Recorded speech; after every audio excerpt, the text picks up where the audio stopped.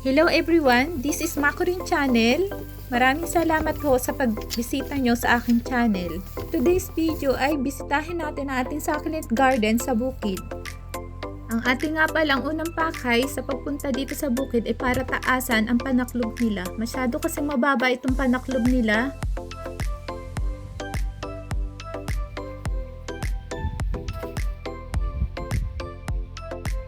Ayan guys, natanggalan na natin ng taklob. Biglang aliwalas sila ha. Ang aking unang pakikita sa inyo ay sa cubic cross. Ito ang itsura niya. So far so good naman siya.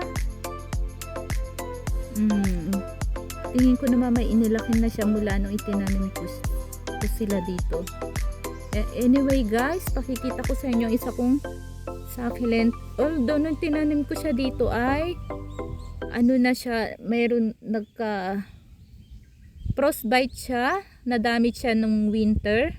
Ito siya, si Hera. Tinaray ko itinanim dito sa ano, direct to the bukid. Baka magsusurvive, pero tingin ko nag 50-50 siya, pero tatry pa din natin siya i-survive. And then next, pakikita ko sa inyo si Fred Ives. Ang laki niya ha.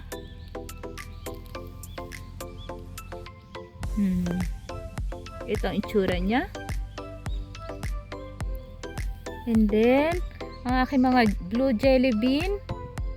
Ayan sila. Merong meron nagka-damage. Merong kumakain ng dahon nila. Pero expected kung may mga ngain talaga ng dahon nila. Dahil wala naman akong ginamit na pesticide, insecticide. Dito talagang talaga sila, wala silang protection. Kaya expected ko na may mga ngain sa kanilang either na uod kung anumang dangomushi. Ganun. Ito si jelly bean. Healthy ah. Ito, bakit meron din itong meron ding meron ding maninira dito kay blue jelly bean ito. And then ay guys, mas madami pa, mostly sa mga tinanim ko dito madami ay blue jelly bean. And then meron akong echeveria dito yung tinanim, si hindi ko malaman kung si Ras Aga siya or si Gilba, basta may pagka-agaboides siya. Ito siya. Ang laki ah. Ayan. Ito Crassula, nalimutan ko yung pangalan niya. Ito ang tsura nila. So far so good ah, healthy. And then ito, si jelly bean ulit. May nangain ng kanilang mga dahon. Sinong salarin? And then si Remani. Maganda ang niya, maganda ang itsura ni Remani. Hiyang siya sa bukid. And then si Rubitin.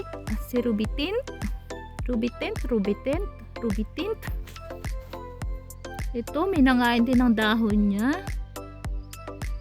Pero in fairness, mabilis lumaki pala dito sa bukid ng mga succulent. Ito din, si Rubitin. Ito ay another echeveria. Hindi ko rin malaman kung si Gilba or si Ras Aga.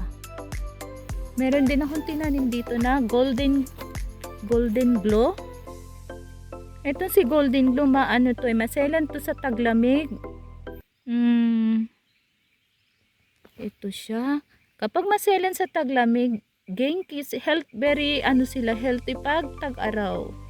Ito ang itsura niya. Mula nung tinanim ko siya dito sa bukid, ang bilis ng kanyang paglaki, si golden glow. And then, ang isa pang super hiyang sa bukid ay si Lovely Rose. Bongga. Bonggacious ang kanyang dahon. Ito ang itsura niya. Sa loob ng greenhouse, hindi ako makapagpalaki ng ganito kalaki na Lovely rose eh.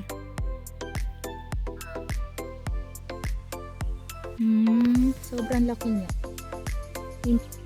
In fairness. Very healthy. And then, si Ruby Tint ulit. Yan ang hitsura niya. Oh. Ano meron sa'yo? Hindi ka pinupog ng mangangain. Ayan.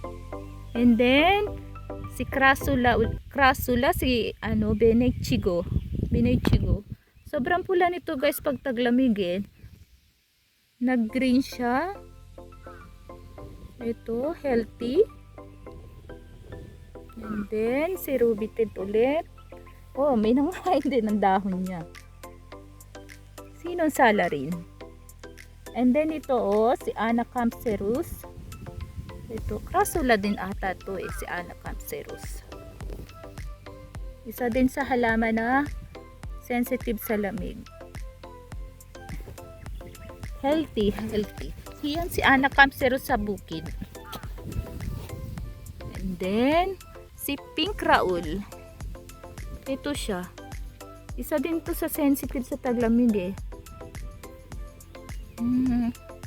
Kapag sensitive sa taglamig, ano sila sa tag-araw? Matibay sila sa tag-araw. And then, si Blue Jelly Bean. Pinupog ng mangangain. Ayan guys.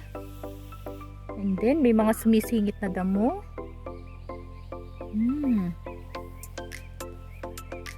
Yan. Yan ang itsura nila guys.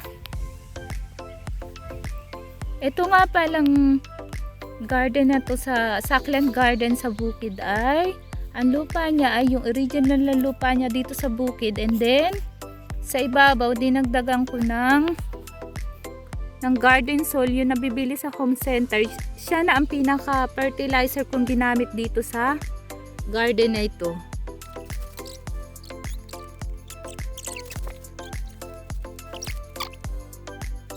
Yan guys, nailagay na natin ang bagong tunnel.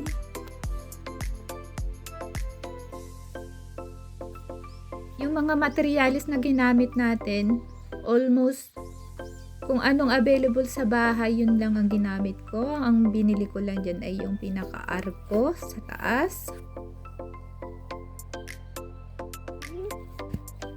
Guys, ito na ang itsura niya ngayon. Naikabit na natin yung tinanggal natin binil kanina. Ito naman ang itsura niya sa loob.